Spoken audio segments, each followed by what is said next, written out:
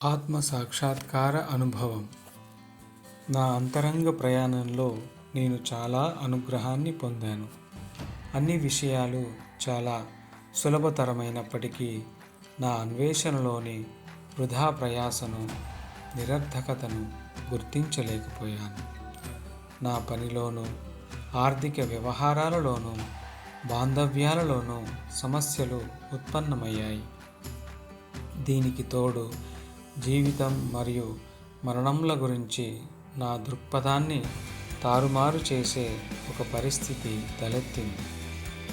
నేను నిస్పృహ లోతుల్లోకి పడిపోయాను. ఇదే చివరిది అనే ఉద్దేశంతో నేను 3 రోజుల కోర్సులో పాల్గొన్నాను. అది ముగిసేటప్పటికీ నా జీవితంలో నేను పొందిన అనుభవం మరియు నేర్చుకున్న జ్ఞానము పూసాలు కదిలిపోయాయి. ఒకరోజు నేను జీవితంలో నా దిశా నిర్దేశాన్ని కోల్పోయి నష్టాల్లో ఉన్నప్పుడు విశ్వాన్ని బయట నుండి చూసిన ఒకానొక ప్రత్యేక క్షణం నాకు వచ్చింది. ప్రతీదీ ఒక్కటే, ప్రతీదీ స్వయంచాలకంగా ఉన్నది, బయట నుండి ఎలాంటి జోక్యము లేదు, జోక్యము చేసుకునేవారు ఎవరూ లేరు అని నేను అర్థం చేసుకున్నాను. అయితే ఈ అనుభవాన్ని నేను పూర్తిగా మర్చిపోయాను. నేను ఊహించినట్లుగా ఈ విశ్వము లేదు. కొన్ని రోజుల తర్వాత పరిస్థితుల్లో ఏమీ మారనప్పటికీ అంతా మారిపోయిందని నాకు అనిపించింది. ప్రతిదీ నాయందే ఉన్నది మరియు నేనే విశ్వాన్ని. నేను అని పిలువబడే ప్రత్యేక అస్తిత్వం ఏమీ లేదు అక్కడ. అంతా సర్వం అన్నది మాత్రమే ఉన్నది. విడివిడిగా ఉండడం ఒక భ్రమగా ఉన్నది. నేను జీవించి ఉంటే సరిపోతుందని సంతృప్తి చెందడంతో జీవితం యొక్క ఉద్దేశం అనవసరంగా మారిపోయింది. ప్రతీదీ స్వయంచాలకంగా ఉన్నది. అది పరిపూర్ణముగా ఉన్నది. మొదటి నుండి ఎటువంటి సమస్యలు లేవు. నేను ఎక్కడికి చేరుకోను, దేనిని అర్థం చేసుకోను. చావు పుట్టుక లేని శాశ్వతమైన ప్రస్తుత క్షణం మాత్రమే ఉంది. ఇది విముక్తి మరియు ప్రశాంతత లోతైన భావన. నా మనసు ఇక కథలు చెప్పడం లేదు. అది నిశ్శబ్దంగా ఉంది. అదే సమయంలో ఉన్నపలంగా గొప్ప ఆనంద స్థితి ఉన్నది. గతం నాటి మానసిక గాయాల నుండి ఉపశమనం కోసం మరియు మంచి భవిష్యత్తు కోసం కోరికలు మనస్సులోనే ఉన్నాయి.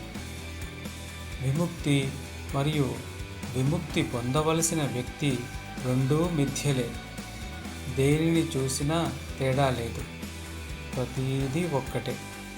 అది విజయం కానీ లేదా వైఫల్యం కానీ, ఆశ కానీ లేదా నిరాశ కానీ, ఔదార్యంతో చేసే పని కానీ వినోదం కానీ ఏమీ తేడా లేదు. అదంతా ఒక్కటే.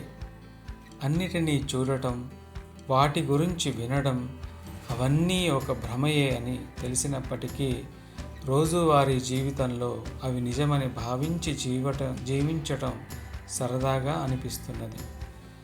ఏది సంపూర్ణం కాదని ఈ విరుద్ధ స్వభావం బోధిస్తున్నది. జీవితంలో ఏమి జరిగినా నేను దానిని యథాతథంగా స్వీకరించగలనని నాకు తెలుసు. కానీ ఆ పరిస్థితి సాధారణమైనదిగా అనిపిస్తున్నది. స్వేచ్ఛగా, సురక్షితంగా ఉన్నట్టు అనిపిస్తున్నది. నిజమైన ప్రశాంతత, సంతోషం దేని వలన ప్రభావితం కావని నేను గ్రహించాను. ప్రతిదీ విశేషమైనదే. ప్రతిదీ ఒక అద్భుతం. మళ్ళీ మళ్ళీ రాని అతి సాధారణ క్షణాల్లో నాలో ఉప్పొంగుతున్న కరుణ ఉంటున్నది. నా లోపల నుండి ఇవన్నీ సహజంగా ఎలాంటి ప్రయత్నం లేకుండా వచ్చాయి. అది మరింత లోతుగా మారింది. దుఃఖ స్థితిలోనికి మరలా వెళ్ళే అవకాశమే లేదు.